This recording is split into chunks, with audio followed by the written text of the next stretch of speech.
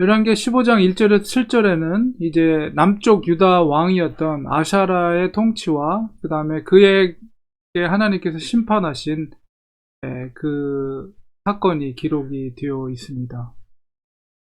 비교적 어린 나이에 그도 왕국에 등극했는데 16살 때 왕으로 등극하고 52년 동안을 다스렸습니다. 굉장히 오랫동안 다스린 왕 중에 한 명인데, 그리고 어머니도 예루살렘 출신이었다는 것을 통해서 이방의 어떤 다른 여인들이 아니라 또 선민, 믿음의 혈통의 가문이었다는 것을 알 수가 있고, 물론 이제 다윗의 혈통이니까 그 전체적인 그의 평가에 대해서는 여호와 보시기에 정직히 행했다 이렇게 평가하고 있는데, 5점으로 남는 것은 산당을 제거하지 않았다는 것이죠. 예루살렘 성전이 있음에도 불구하고 그 기득권자 혹은 두령들, 그런 사람들이 개인적으로 프라이빗하게 만들어 놓은 제단, 산당을 제거하지 않았다. 그러니까 그것은 이제 정치적인 관계 속에서 제거하지 않은 거죠. 근데 하나님이 기뻐하시는 어떤 태도라면 성전 예배를 확고하게 세워놓고 그런 나머지 산당들은 제거하는 게 합당한 것이죠.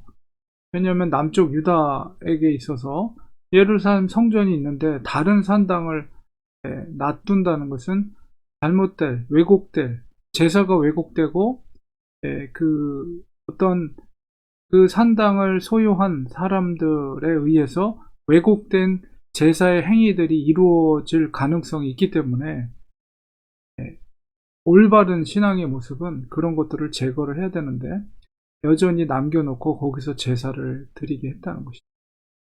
그리고 이제 간단하게 그가 나병에 걸린 원인에 대해서 15장 5절에 여호와께서 왕을 치셨으므로 그가 죽는 날까지 나병 환자가 되었다. 이제 열왕기 본문 속에서는 뜬금없이 산당을 제사를 드리고 분향하게 한 그것이 원인이 돼서 마치 그가 아샤라가 문둥병에 걸린 것으로 우리가 이렇게 이해하게 되는데요. 이 본문만 가지고 생각하면, 그러나 이제 역대하를 보면 자세하게 왜 그가 나병에 걸렸는지를 설명하고 있습니다. 그 부분을 우리가 읽으면 왜 그가 하나님께서 치셔서 나병에 걸렸는지를 알 수가 있는데, 역대에 보면은 그 이름이 우시아로 나와요. 그래서 아샤라는 그의 본명이고 우시아는 왕명이다. 여러분 이렇게 생각하시고 아샤라와 우시아는 동일한 사람이다. 이렇게 여러분이 이해하시면 됩니다. 역대하 26장에 보면 그가 강성하여 아사랴이면서 우시아입니다. 그의 마음이 교만하여서 악을 행하여 그 하나님 여호와께 범죄하되 곧 여호와의 성전에 들어가서 향단에 분향하려 한지라.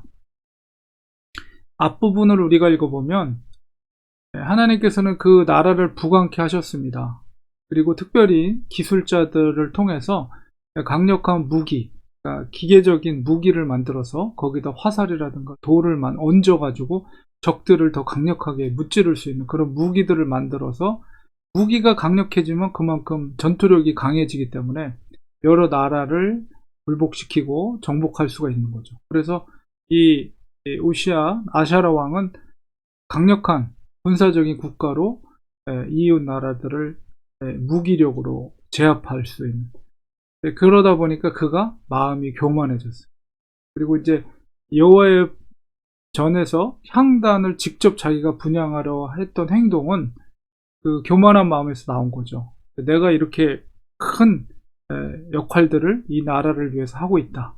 내가 직접 하나님께 제사를 드리겠다라는 이 교만한 마음을 가지고 직접 분향을 든 거죠. 그때 제사장 아사랴, 동일한 이름을 쓰고 있지만 이거는 왕과는 다른 제사장 아사랴가 여호와의 용맹한 제사장 80명을 데리고 그의 뒤를 따라 들어가서, 왜냐하면 이거는 합당하지 않는 것이죠.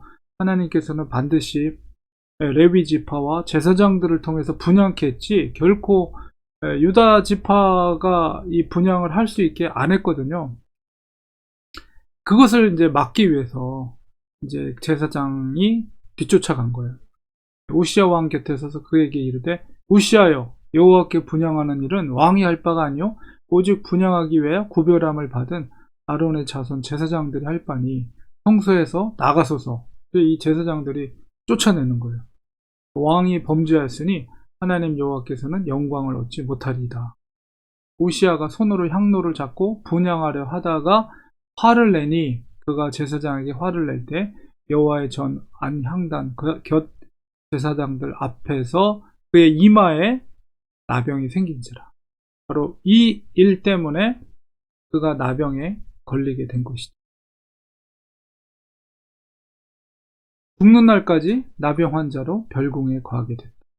나병 환자는 이거는 사회적인 격리가 필요한 거고 종교적인 격리가 필요한 거고 하나님의 저주를 받은.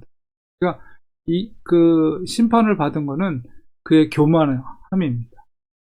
그러니까 긴 시간 동안 52년 동안 통치하면서 강력한 국가로서 세워나갔지만 그 속에 있는 교만함이 결국은 이런 하나님으로부터 심판을 받게 된 결과를 초래하게.